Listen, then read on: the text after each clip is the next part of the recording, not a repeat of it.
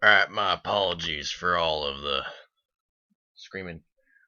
And start. Hello, you're listening to Crackpot Politics, and I'm your host, Richard Big. So, this is the start of a series where I'm going to be pulling the proverbial wool out from under your eyes. I'm going to be enlightening y'alls about the things that the government don't tell you about. And all those people on the book face or the internet who think they're quote unquote woke, they're actually hiding just as much from you as everyone else. So I'm going to be starting with a pretty intro level kind of a thing that people don't know about. It's a plague on society and no one talks about it. What are the space Mexicans? Ugh, just saying that word disgusts me. It actually burns the very essence of my soul, you know? Anyways, a space Mexican is the Mexicans tried to cross the border illegally, right? But then Trump built a big, fat, beautiful wall, and it was a big, beautiful wall, and it was incredible. And do not look it up because you will definitely find things that say it was never created. But anyways, our point is, um, they started learning, right? Because this is the 21st century, I think. I don't know what year is it. That's a whole other thing. You ever wonder how come it says 21st century even though it should technically say 20th? Whatever. What the hell? It doesn't matter. Anyway, damn space Mexicans. Now you'd think Mexico being a pretty low tech place, you think they wouldn't come here with their big fancy rockets and go to space and then land back down. But times have changed, I tell ya. Now, whether they stole American technology or they developed their own crude rockets, we may never know. But what I can tell you is they found a new way to smuggle them right across the border. See, here's how it works.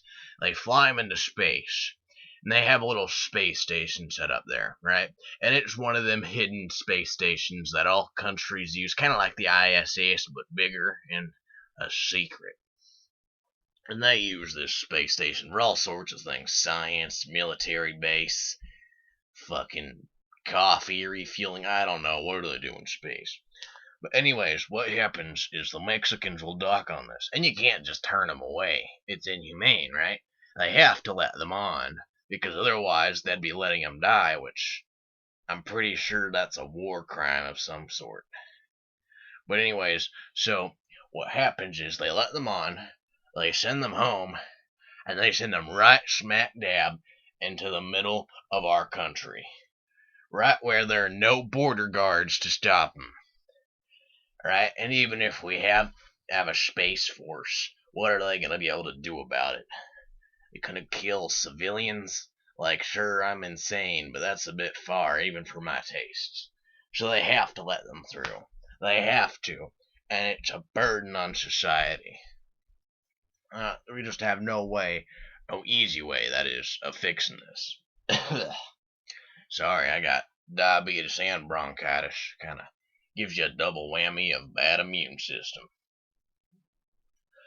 Right, so here's how they ruin our country. You may have heard this as a problem with the Mexicans. You may have heard it as a problem with, I don't know what else comes here. The parasites that eat on your brains or something. I don't know.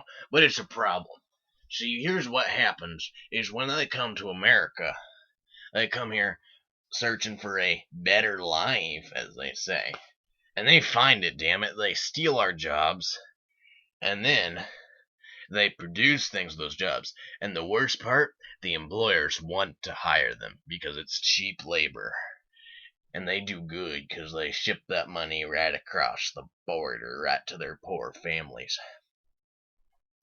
But here's where the problem is. Here's where it's really a problem. That wouldn't be the worst thing, right? You can always go for a different job. But here's the problem. After they take the jobs, they move into houses in areas around those jobs.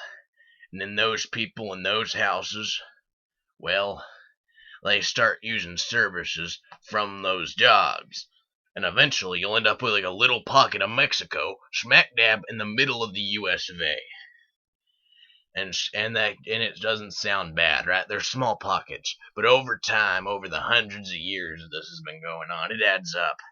Now we're being pushed out of our own goddamn country, and they're just taking our land, taking our food, and they're taking our fucking dogs. You want to give up your pet? Because I'm pretty sure they'll steal it. I don't know. I've never actually met one, but I'm pretty sure they'll steal it. Right? And this is why it hits close to home for me. This is why it truly is something I feel passionate about. This is where I want to work. This is where I want to die. My great grandfather was pushed out of house and home by these space Mexicans, and so was my father, and by God, it's not happening to me. I work at this McDonald's, and I intend to die in this McDonald's. There's just, it's not gonna happen to me. I will stand by my house and my job if it means I get arrested and sent to prison because these space Mexicans will not take my God-given liberty. Now you may be wondering, well, how do they make a profit out of shipping these space Mexicans off? Well, it's pretty complicated, you see. You may not know this, but people smuggling, it's a real industry. You know how much it costs just to smuggle one Mexican all the way across the border into American territory? For the producers of the rockets, it's pretty expensive. You have to build the rocket and then fly the rocket, but they're pretty crude rockets, right? So they don't have much amenities for luxury or food or water on board because they expect the space stations in space to provide that. So they send them up there for cheap. I don't know, $3, I think, something like that. I don't know. I never passed. What was it, second grade? I can't even count that high. But the point is, they never they get up there cheap. You know how much a single Mexican has to pay to ride all the way to the American border seeking a better life? Because it's a lot. It's a lot more than you'd think. Something around $4. So that's a $1 profit, and they pack them on these ships like canned sardines. So you're making bunches of profit for every single ship you send in here. That's how it's economical, and that's why there's a sort of industry to do it.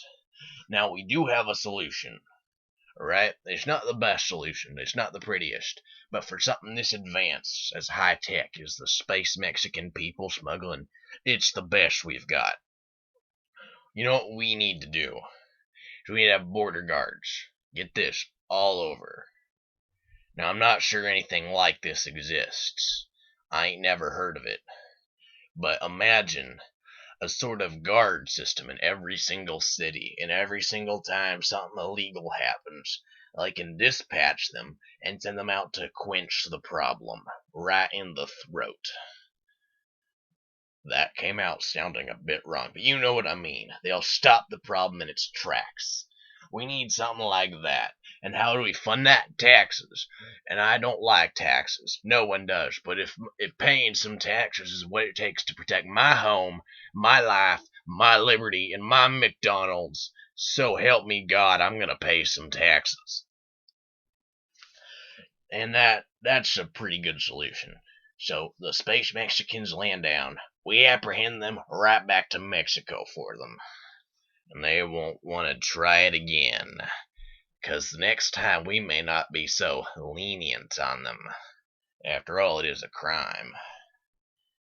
Now, hey, I'm not a racist. I ain't got nothing against space Mexicans. Hell, one of my best friends is a space Mexican.